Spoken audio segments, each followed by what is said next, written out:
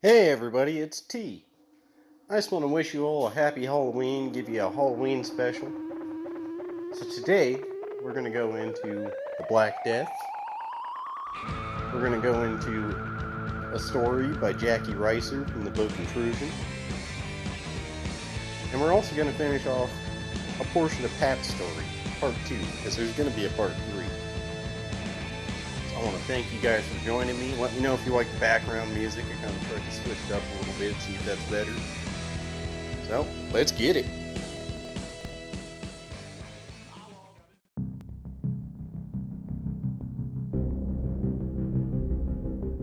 The Reapers of the Saucers. Now, for those of you new to this and have never heard this theory, there's a book by William Bramley, he's a historian, called The Gods of Eden. And it's about extraterrestrial intervention since the beginning of recorded time. Now, he started off not buying into the theory, right, until he started doing some more digging. And for those who have read the book, which, I haven't actually read the whole thing. And tonight, I started going over it a little more. I don't necessarily buy into all of it. In fact, my stance on the ancient astronaut theory. But an interesting parallel starts to appear. Now, again, for those who are new to this is going to be a special little surprise for you. And I think you're going to find it really interesting. The Black Death began in Asia, and soon spread to Europe, where this disastrous plague killed an estimated 25 million people. This at the time was 1/3 of Europe's entire population. This all occurred less than 4 years. And some historians believe it was close to 35 to 40 million, or about half of Europe's population at the time. This cataclysmic event began between 1347 to 1350. The plague continued to decimate Europe, with decreasing fatalities every 10 to 20 years and short-lived outbreaks, all the way straight through the 1700s. Bramley states that it's hard to know the number of deaths over a 400-year period, but he estimates over 100 million in that time frame. Now, there were 2 types of plague to be responsible. So the first one's the Bubonic Type. It's most commonly characterized by swelling of the lymph nodes, which are called buboes, and accompanied by vomiting, fever, and death if not treated within a few days. This form of plague is not contagious between human beings. It requires an active carrier like a flea, for example, or a mouse or a rat. For this reason, historians believe that a rodent infestation caused bubonic plague. They carry it even today. A number of records from between 1347 to the late 1600s indicate the rodent infestations prior to several outbreaks of Black Death, leading credence to the rodent theory. Now, the second form of the plague contributing to the Black Death is highly contagious type known as Pneumonic Plague. The effects of Pneumonic Plague are coughing up blood, shivering, rapid breathing, with body temp high. People will die within 3 to 4 days of this contagion being contracted. It's nearly always fatal. Transmits best in cold weather and poor ventilation.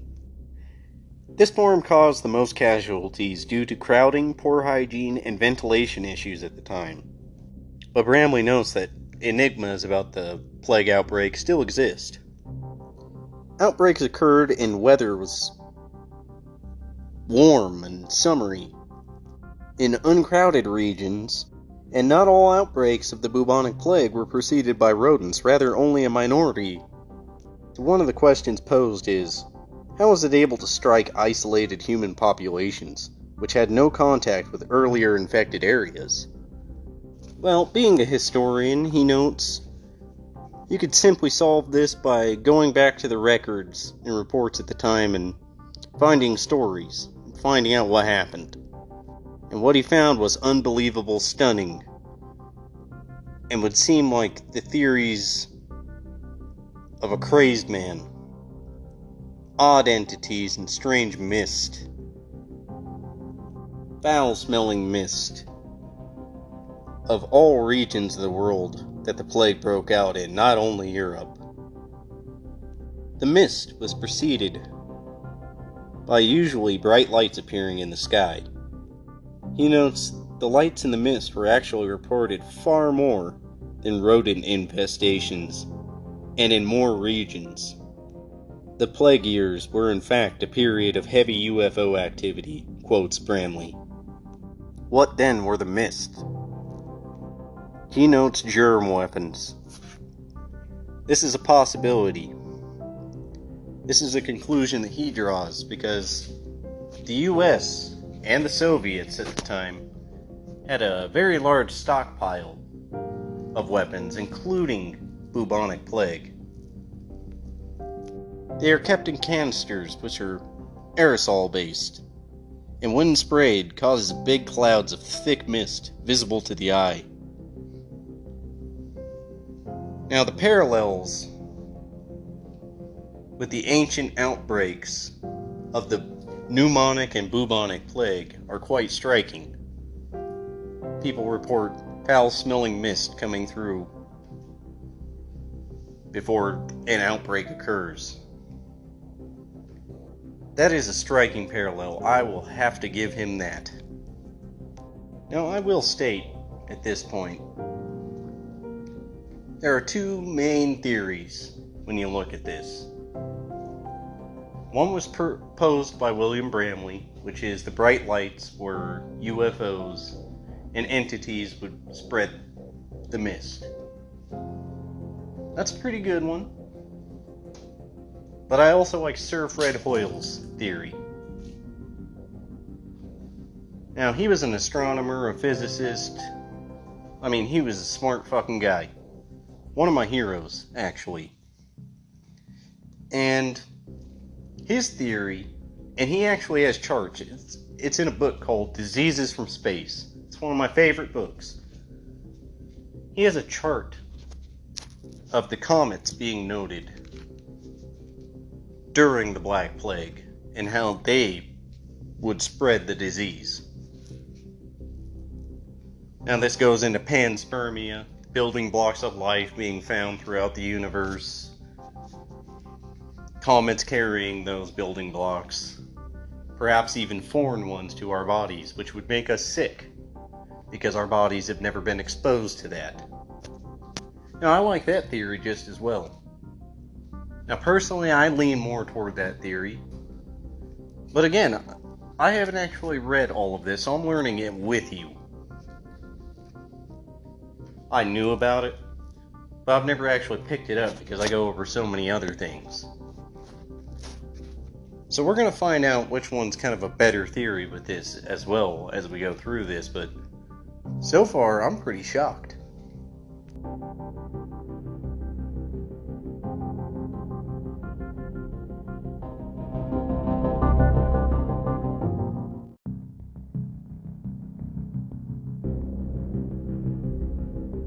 The first outbreak of plague in Europe followed an unusual series of events. Between 1298 and 1314, 7 large comets were seen over Europe, one of which was quoted as awe-inspiring blackness. 1 year before the first outbreak in Europe, a column of fire was reported over the Pope's palace in France. A ball of fire was reported over Paris earlier that year. It reportedly stayed visible to observers for some time.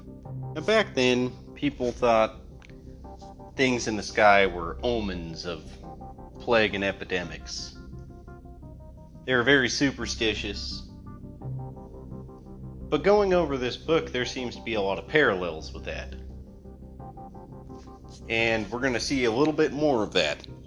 It is true that some reported comets were probably just that, comets. That's what Bramley states. He also states that back then, like I said, everything was called a comet because it was unusual. That was the best way they could chalk it up. But Bramley notes a book, published in 1557, A Chronicle of Prodigies and Prodigants. And on page 494, you read about a comet observed in 1479.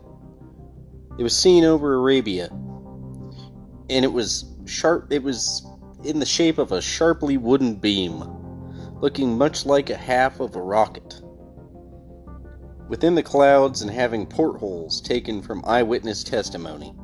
Today we would call that object a UFO, not a comet, Bramley states. Now, Bramley did an illustration of this taken from witness testimonies, and I had seen it before prior to actually reading this book. And it does look like a rocket ship, but there is one distinct difference that stands out to me. Not from a rocket ship, but one startling factor that stands out. And it's got a reaper scythe on it. Symbol of death. Now that always stuck out with me. And if the accounts are true and that illustration is accurate, that seems to validate a lot of this. At least to a degree. Again, I'm pretty... I'll hear the stories of ancient astronauts. But at the same time, I have to chalk it up to it might have been their interpretation, hallucinations, misidentification, stuff like that. It's too susceptible, in my opinion. It doesn't mean I don't believe it. It doesn't mean I bag on it. It's just... I don't know where to take it. Now, the link between the Black Death and unknown celestial objects was established immediately during the first outbreaks of the plague in Asia. The first reports of the plague came out of the East. They were confused, exaggerated, and frightening, as reports from the quarter of the world so often are. Descriptions of storms and earthquakes, of meteorites and comets trailing noxious gases that killed trees and destroyed fertility of the land. That was a random historian, but he also draws the same parallels as William Bramley, as you see. So the plague connection isn't actually first noted during the Black Death, but before that. Because there's a striking correlation between the Black Death reports and the ones of the Justinian Plague. But we read about another outbreak in connection with odd objects in the sky. In the year 1117, almost 250 years before the Black Death, the same connection is made. In 1117, in January, a comet passed like a fiery army from the north towards the Orient. The moon was ocast blood red in an eclipse. A year later, a light appeared, more brilliant than the sun. This was followed by a great cold, famine, and plague, of which 1/3 of humanity is said to have perished. Now, right here, William Bramley notes, and he only found this in one history book, and theorizes that perhaps it means 1/3 of the afflicted population of the local plague outbreak, rather than the entire world. Once the Black Death started, noteworthy aerial phenomena continued to accompany the epidemic.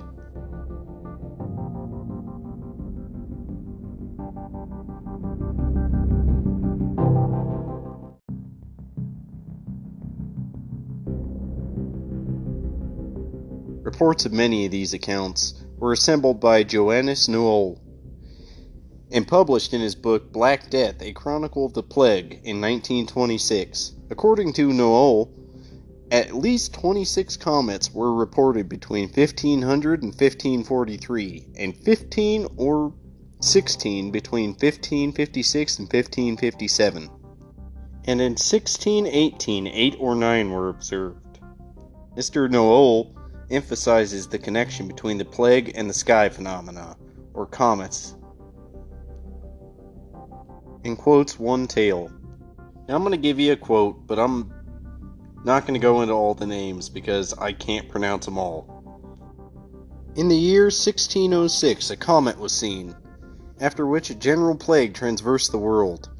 In 1852, a comet was brought so violent a plague upon Prague and the Netherlands, among other places. It carried off 37,000 people, and in the Netherlands, 46,415. We then go to Vienna, Austria, 1568. We get the following description. When in the sun and the moonlight, a beautiful rainbow and a fiery beam were seen hovering above the church of St. Stephanie, which was followed by a violent epidemic in Austria, Nuremberg, Württemberg, and other places, carrying off human beings and cattle. So, these lights they appeared before an epidemic, as noted in some of these descriptions, and it would be anywhere from like several minutes to a year. Not really any longer. So fairly quick. Where there is a gap between such a sighting and the arrival of the plague, a second phenomenon would appear. This was sometimes reported. The appearance of frightening human-like figures dressed in black, often seen on the outskirts of the town or village, and their presence signaled the outbreak almost immediately. An account from 1682 tells of one such visit a century earlier. In Brandenburg, Germany, there appeared in 1559 horrible men, of whom at first 15 and later on 12 were seen. The foremost had beside their posteriors little heads, the others fearful faces and long scythes, with which they cut at the oats, so that the swish could be heard at a great distance, but the oats remained standing. When a quantity of people came out running out to see them, they went on their way mowing. The incident of the strange men was followed by the plague immediately. Bramley goes on to ask, who were these strange men? And what kind of thing did they have that they were swishing around that obviously wasn't cutting the oats, in this case? He goes on to theorize that maybe it was the chemical weapons kind of thing, where it was spreading the plague as they mowed. We're going to go into another quote about these strange men. Similar men were reported in Hungary. Here's the quote for you. In the year of our Christ, 1571, was seen criminants in the mountain towns of Hungary. On Ascension Day, in the great evening of disturbance of all, when on the Schulerberg there appeared so many black riders that the opinion was prevalent that the Turks were making a secret raid, but who rapidly disappeared again, and thereupon a raging plague broke out in the neighborhood. Strange men, demons, and flying figures were observed in the European communities. Frightening creatures were often observed carrying brooms, scythes, or swords. These were used to sweep or knock at people's doors of houses, and the people in the homes would fall ill of the plague afterwards. This is where people draw death as a skeleton with a scythe. The scythe came to symbolize the act of death mowing down people like stalks of grain. In looking at this haunting image of death, we may in fact be staring into the face of the UFO. Now, I think there are some startling implications when you look at death in comparison with modern day ufonauts, for example. And beforehand, death was an angel. Now, there could be a connection, or it could just be a symbol of the prevalence of death at that point in time. Because, as you know, a lot of people were fucking dying, like I said before. So it's hard to chalk it up to whether this was a hallucination, it was actually happening, what was going on. I really don't know personally where to take it. But I do find the theory pretty good, actually. But then the question comes about, why would they want to do that?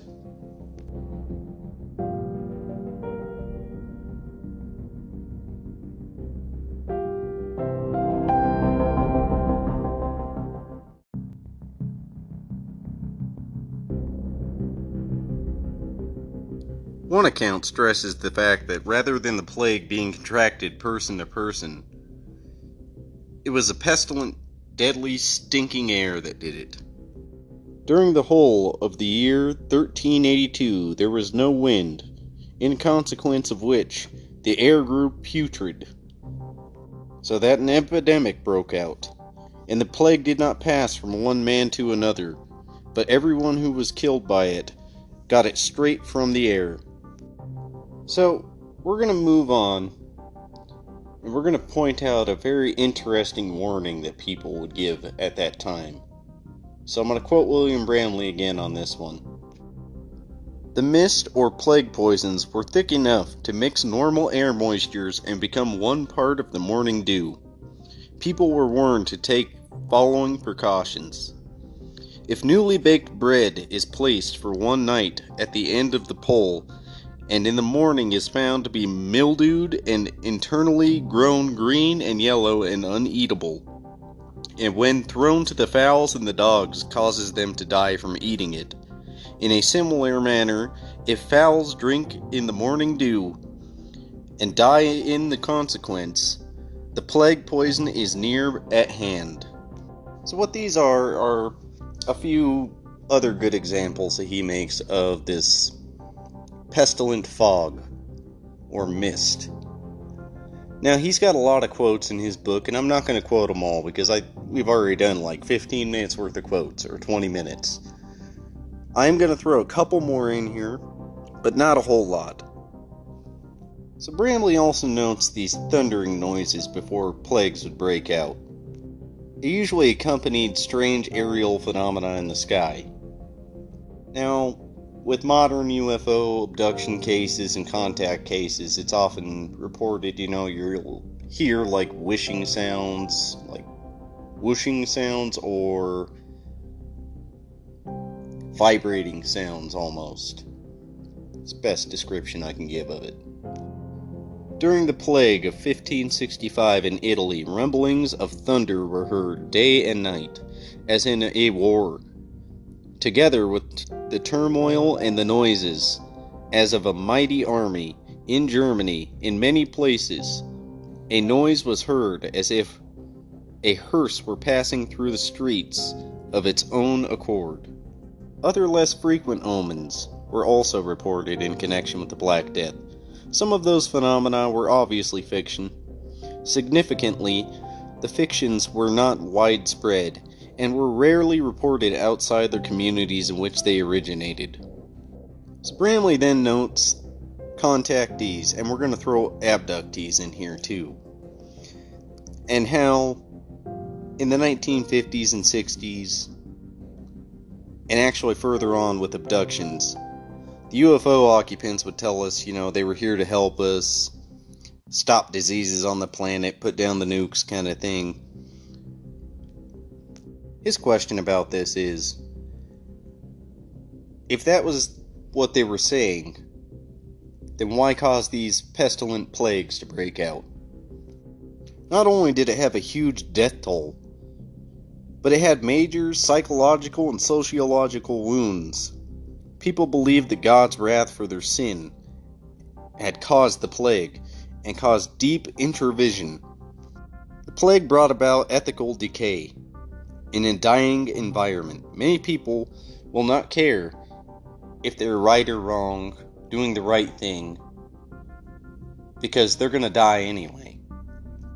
Black-clad entities, pestilent spraying fogs, and objects, entities knocking on the door, with the soon plague to break out upon that victim. We have frightening tales indeed.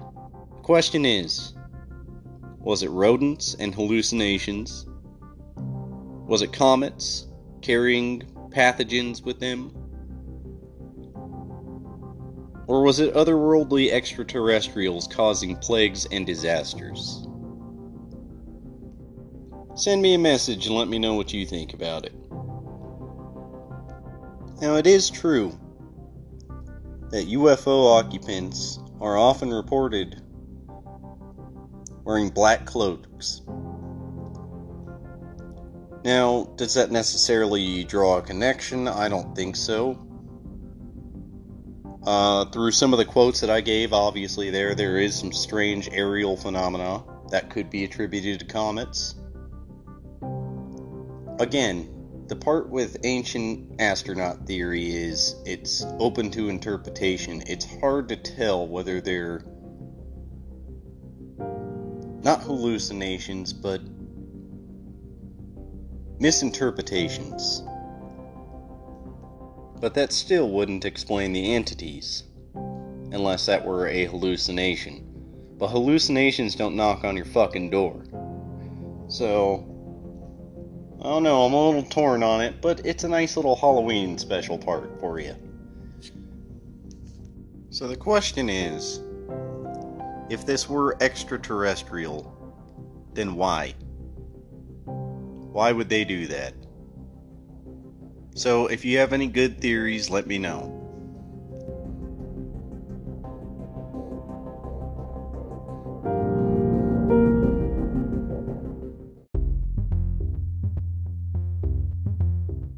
We move from the Black Death and the Gods of Eden into Intrusion by Bob Mitchell. Now this is one story about a lady named Jacki Rhyser. And we're not going to cover her whole story. She has had past experiences. Maybe we'll do that at a later point, but we're going to move into an odd entity she had an encounter with. Jacki Rhyser was married, and they were living in a stone cottage near Lake Simcoe in a town east of Barrie, Ontario, Canada. She and her husband both moved there in 1989. And at the time of this book, she still lived there currently.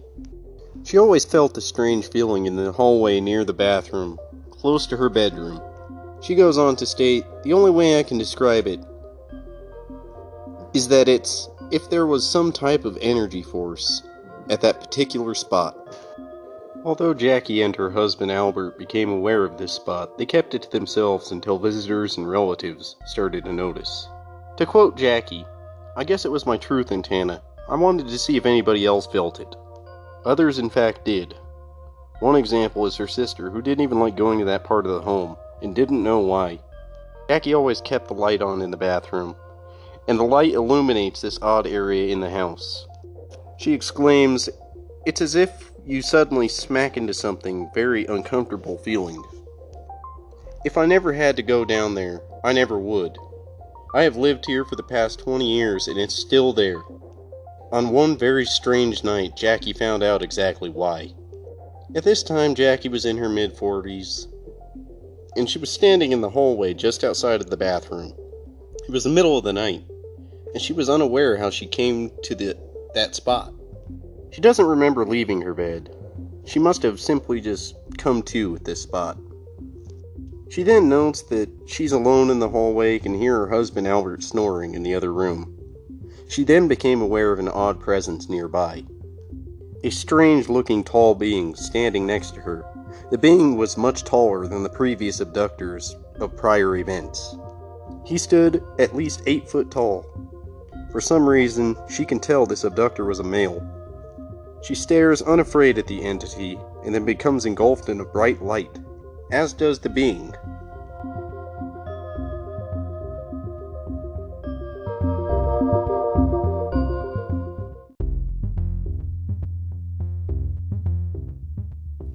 The ceiling is 7 foot tall, but the being is much taller.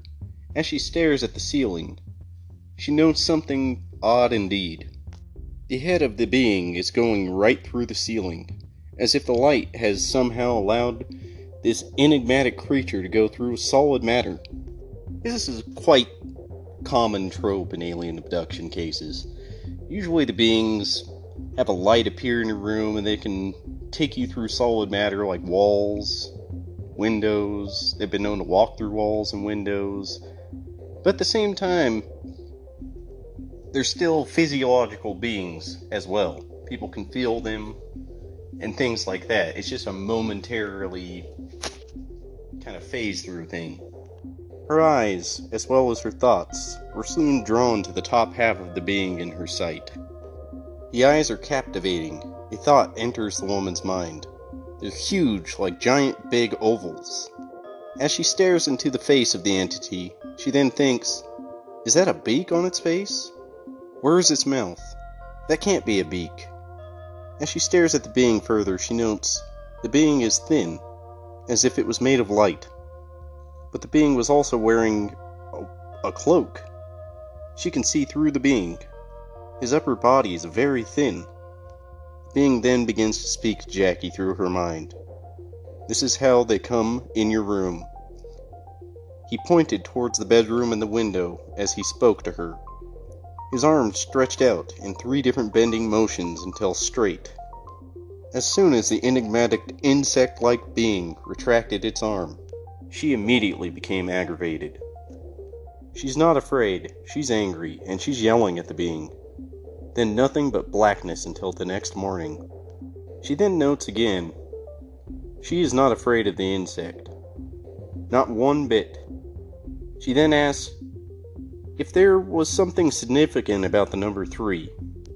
But then she realized that was how the arm extended in 3 separate movements.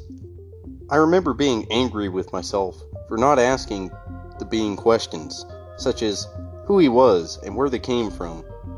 This is my chance, but none of those thoughts entered my mind until afterwards, and I don't know why. His appearance didn't freak me out. What freaked me out was him telling me that was how they came into my bedroom. Jacki told very few about the encounter, but one of her experiencer friends suggested the energy source in the hallway was a portal to another dimension or doorway that allows Grace and others to enter her time and space. She then, after her experience, searched the library and photos on the internet to find pictures of the odd being to see if anybody else had reported it. But as far as she could tell, she found no drawings. Nearly all pictures she found were of the Greys. Years later, she communicated with a group of experiencers who had similar encounters. She then realized that the being was referred to as a mantis, although clearly having insect-like features of a mantis, she never thought of the being having such features. She also never called him a creature because she always thought of him as a being. Afterwards, she would jokingly call him the Bugman, but never looked at him at that time and said, "Oh my god, it's a giant bug." She simply considered him a male being. Eventually she did come across other alien drawings of praying mantis beings on the internet. She would years later sit down and draw the Bugman, but she struggled with the cloak. It was there, but at the same time it wasn't there. It was as if it were made of light.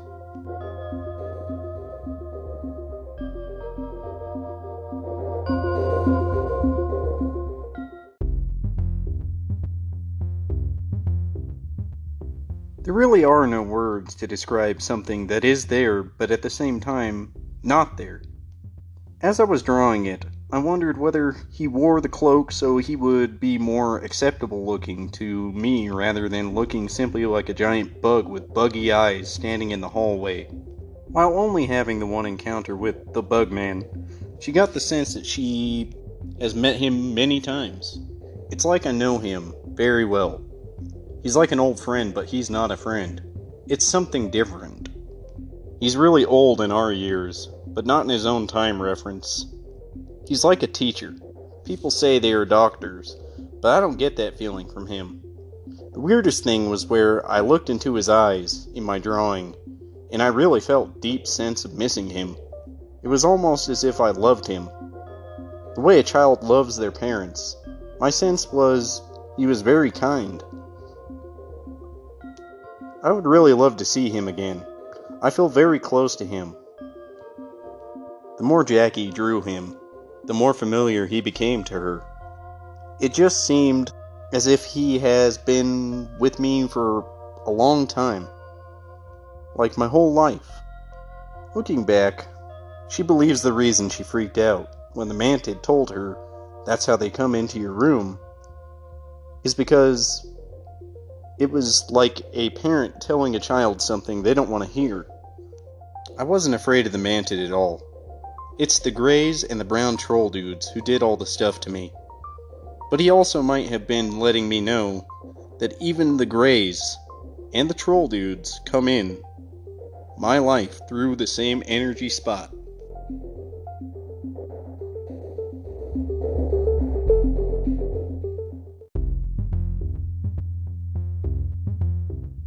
So let's go over some takeaways from this whole tale.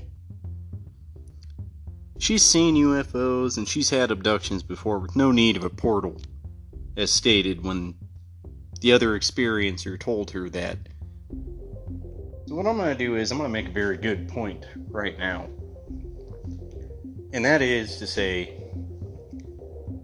why would they need a UFO if they have a portal into your house? The answer is, they wouldn't. They simply could transport you wherever you need to go that way. This, in my opinion, is an issue that I remember from my previous podcast, when I spoke about contactees versus abductees. So having another portal to another dimension in your house, again, doesn't really make a whole lot of sense. Now, if you're a love and light UFO kind of person, where they're all here to save us, then yeah, that might make sense to you, because you look at things more of a metaphysical kind of way. When, on the other hand, you have an abductee who's not really going to view things that same way. There's a very stark difference between contactees and abductees. Now, abductees are going to see more physicality out of that, and these people are here to hurt me and grab me. Now, I can tell right off the bat, her experiencer friend most definitely is a lovey, lighty kind of person. I can already tell just from a simple statement that she made with that. Now, another issue I found with that theory is you're telling me that they had this portal here before she moved into the house? That doesn't make a lot of sense. Or they opened a portal as soon as she moved in the house? Again, doesn't make a lot of sense, especially considering the fact that they have come after her with UFOs before to come and get her. Now, I'm not debunking the theory that there was an odd spot in her house that maybe freaked her out a lot. That seems to be pretty apparent. What I am debating is this doorway to another dimension or time and space. I don't exactly buy into that, and I'm not going to. Now let's go over another part here real quick. She then asks if there was some significance in the number 3 in the bends of the mantoid creature's arms.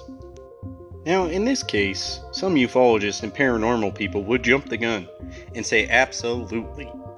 And what I mean by that is, someone like a Mike Cleland or a Nick Redfern would look at a situation like that, Brad Steiger, or John Keel. They'd look at a situation like that and say, okay, so some abductions happen at 3 o'clock, and there's 3 bends in the arm. Therefore, there's a connection. Or, sometimes when people are abducted, there's 3 entities that surround your bed. Therefore, there's a connection. Now, firstly, that's incorrect in both situations. In fact, the number of entities in your room can vary. The time you're abducted can vary. Simply saying I woke up at 3 o'clock a.m. in the morning with 3 abductors around me, therefore synchronicity, does not work. And nor do I think it should. But then she realized that was the way its arm extended, in 3 separate movements. She did that herself. She didn't jump the gun and do this whole woo-woo bullshit that I've been going over. And that's what I appreciate about this. Now, the portal thing, I get it. You got an odd vibe from a particular spot in your house, and then you have an experiencer friend tell you her theory about it. That might lead you the way a little bit. But again, that entity pointed to the window in the doorway. Or even perhaps that little spot, but I kind of doubt that. But let's say he did. I'm sorry, but that window is not that spot. She didn't get a weird vibe from the window. So that debunks that little theory right there. Now again, commonly in abductions, going through solid matter does happen. Not in every case, but in a great many. And it seems that they're, again, still physiological when they do this. You can feel them grab you. You phase through a wall. You come out the other side. They're physical. That could be technology. This feeling of a mantis being like a parent is also reported. It's not super common, but it's reported. People either love or hate them. If you recall from my prior podcast, I talked about Dr. Karla Turner having a similar experience as a child, where a mantis actually grabbed her and was arguing with her, saying, "I'm your mother," in her backyard. Now, the 3 bends in the arm, that's one of the reasons they're called praying mantis type entities.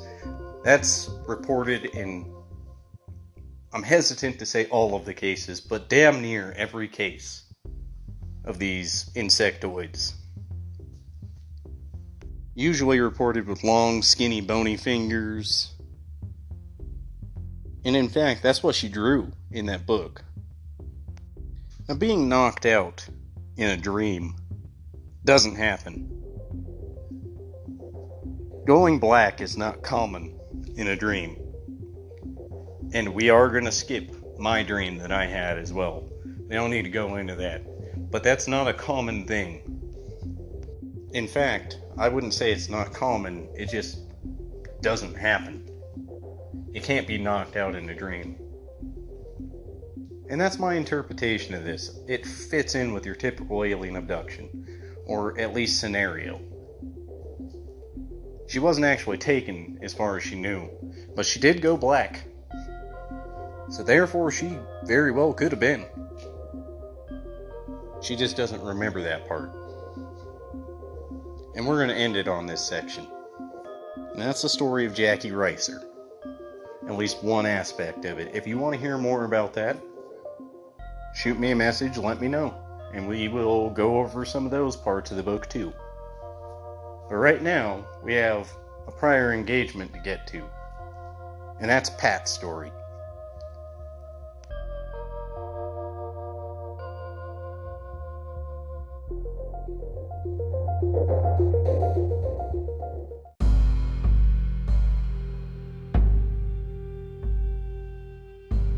Pat, Part 2. The next day preceding the odd abduction. Oddly, there was no conversation of the night prior. But Pat's brother notes that on that day, a white staff car, a green car, a jeep, as well as several white vans arrived. It was the military arriving on the farm with instruments and equipment. There was a troop carrier that carried many soldiers, who combed the entire 16 acres of land.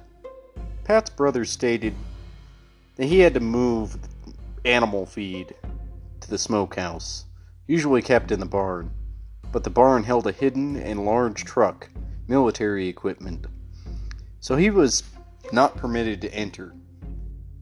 They came in our house and set up equipment in the living room. The army men wanted to talk to me most. Me, an 11-year-old girl with secrets in my head, exclaimed Pat. But the beings told her not to say anything. There are those who would tamper with your mind. And here they were, the tamperers, the army men.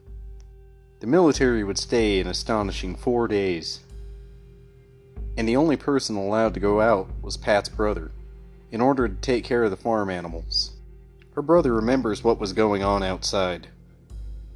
Due to this, he says, there were more than 20 soldiers outside and told to man their stations on the farm.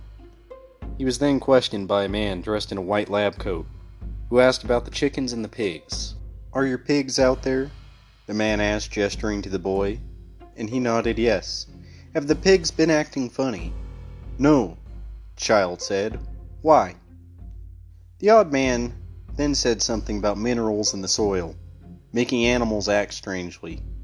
The boy stated he felt comfortable with the man, and wasn't afraid to answer questions or ask some of his own. He even offered the man some fresh mint, a favorite treat, from a patch near the cellar. But the man refused. They're taking samples there, and we'll be in the way. When they're done, we'll go get some. Pat was mad about being restricted. She felt as if they would take her family and put her in jail, or something. But she felt as if the being was protecting her. She called him the little boy at the time, but she also knew he was not a little boy. 2 female doctors set up equipment in her parents' room, where Pat received an injection. "It made me sleepy," said Pat.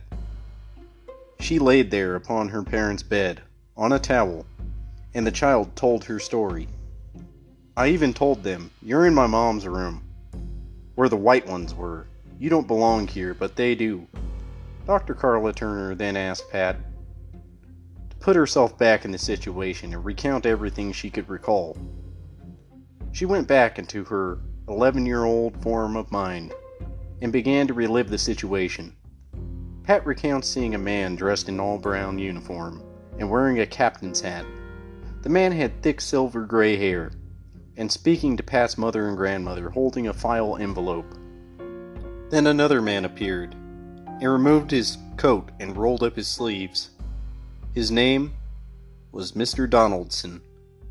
"He's also an army man," Pat exclaimed. Then the other people began to set up 3 TV screen things in our living room, a little taller than I was. Mr. Donaldson opened up arms on the machine and told Pat it looked like a robot. "See, Pat," he said, "if we open it out, the panels, they look like arms, so maybe you saw a robot like this." "No," Pat stated. "I didn't see a robot. I saw a little boy." She remembered the lady doctors clearly.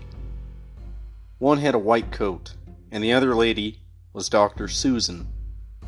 She wore a bright orange coat. She had brown blonde hair with bangs over her forehead, and the rest was pulled back from her face. Dr. Susan had things like dental equipment in her mother's room. Instruments were there, but Pat couldn't recall what.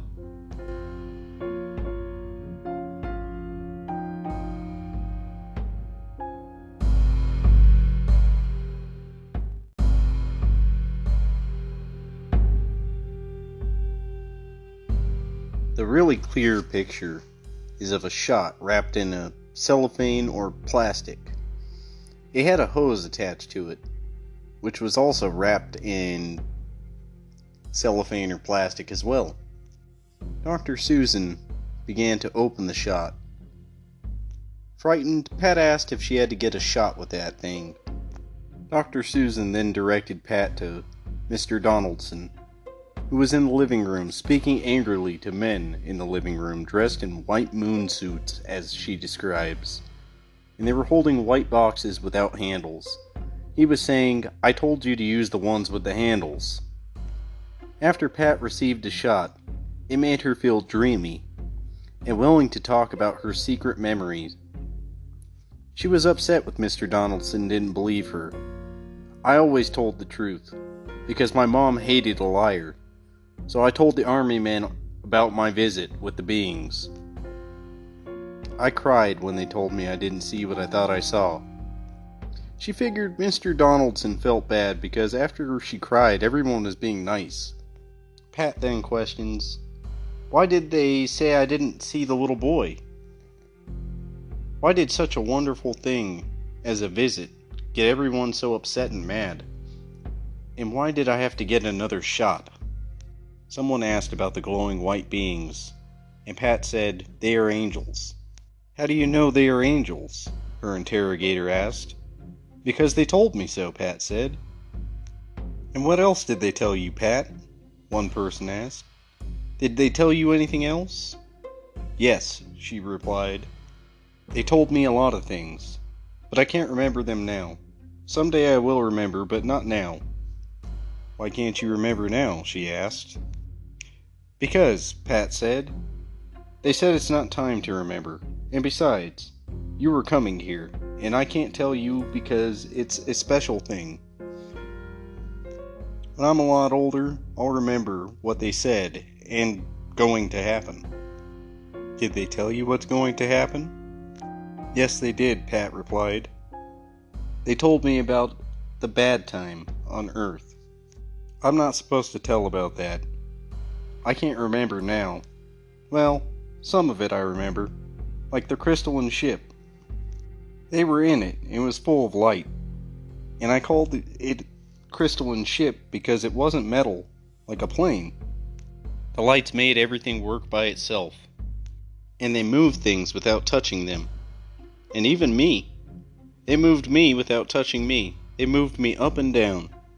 They are full of love, and they protected me with a silver light in me. And I love them.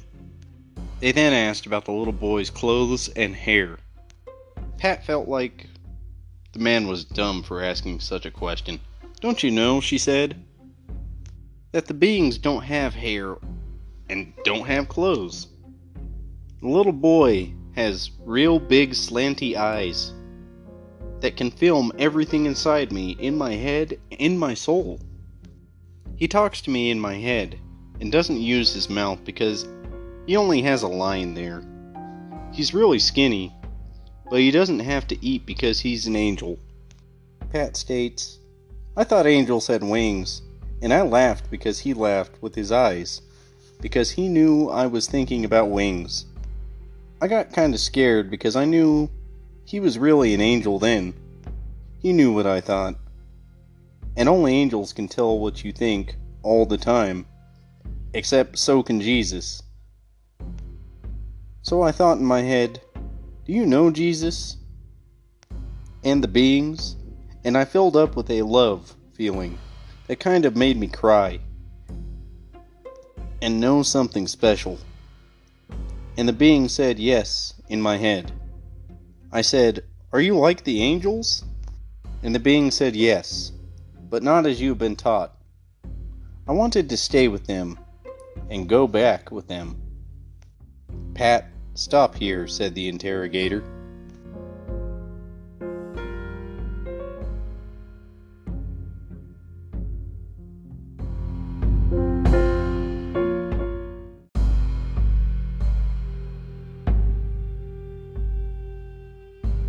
Let us ask you a question.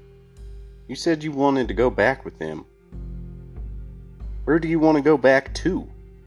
I can't tell you that, said Pat. I'm not supposed to tell you that part. But the angel said when it was time to go, they would come back. They promised me. I made them promise me. But he said it wasn't time yet. I begged and cried and felt real sad.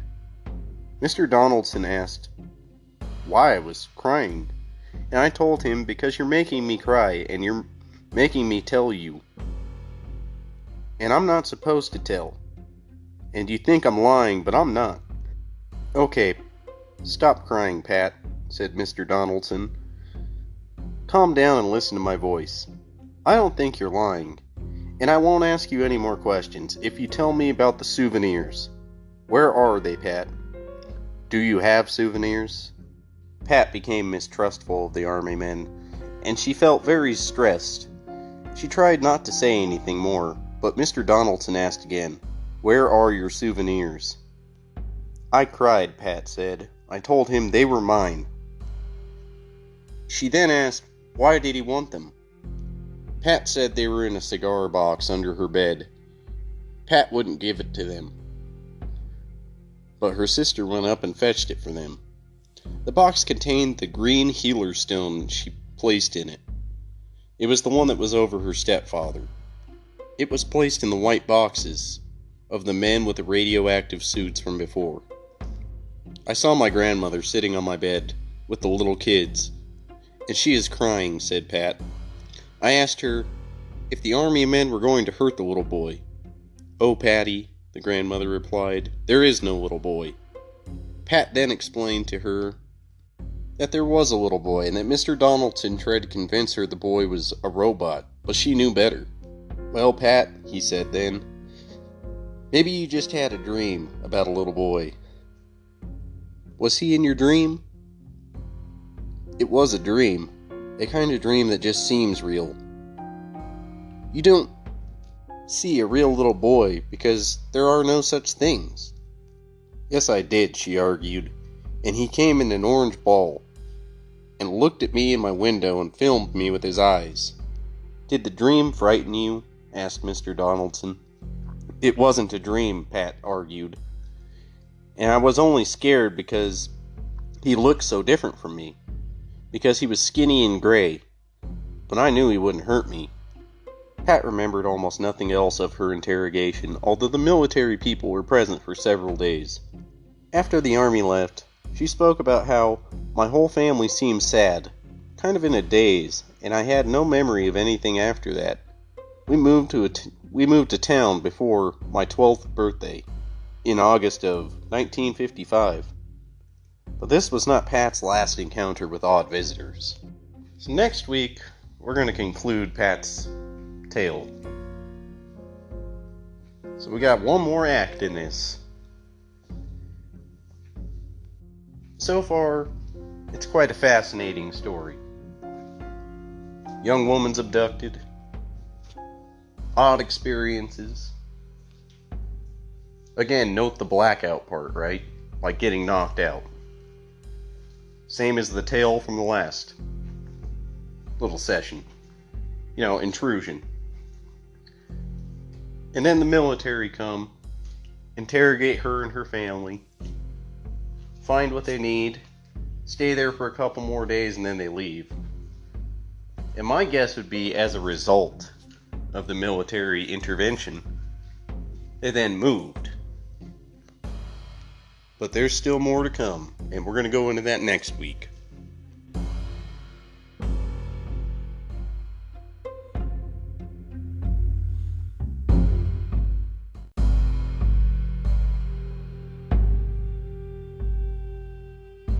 So that's going to be our episode for today. Now, again, I want to state from the first story, there's a lot of quotes in there by William Bramley, and I'm going to put all of these books in the show notes, so you can find them, and you can buy them, or you can read them. Bob Mitchell's book Intrusion is a little harder to get a hold of. It's out of print now, so you can buy it on Kindle, and people are scalping that fucker on Amazon. But it's still a fascinating book. It's not very long, but it is good. But back to the Gods of Eden. I don't know what to make of that. You can only go so far with the ancient astronaut theory. I can say that those were extraterrestrials, if I wanted to. But where am I going from there? The second story, a bit of an odd abduction, but it has striking similarities to all the other cases of abductions. Or at least the at-home abductions, right? Not your Betty and Barney Hills where you're driving down the road. But it does have startling implications to it. As far as Pat's story, again, you find a lot of similarities in her abduction with Jacki Rhyser from Intrusion. If you just kind of piece them together, listening to the two podcasts, you're going to see some parallels. Now, personally, I don't discount any of it. It's not my business to discount any of it. I can't prove otherwise. And I don't think the burden of proof is on these people either. Because how would you prove something like that? Now, again, you did hear what I had to say about Jacki Rhyser and the portal. Now, when it comes to weird things like woo-woo portals and stuff, I do need a little more evidence on that. Especially when I just gave a couple good examples of alternative theories. Well, I wouldn't say alternative theories as much as a damn good argument, at least.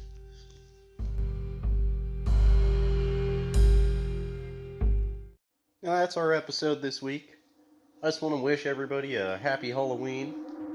I want to say thank you for listening to my podcast. You can find me on Anchor, Reason, Spotify, many other places. I want to thank the Ghoulies again for Hot Rods from Outer Space, intro and outro music. I've got a Facebook page up, so if you want to get a hold of me, message me on there, or go to theufos@yahoo.com and send me a message. If you'd like to come on the podcast, let me know. If you'd like to tell me a story and just your experience, let me know and send it to me, and we'll talk about it. Again, sorry for the bad reading. I think I'm getting a little better at it, so just bear with me on that. So I want to thank you guys again. This is T. Keep kicking it.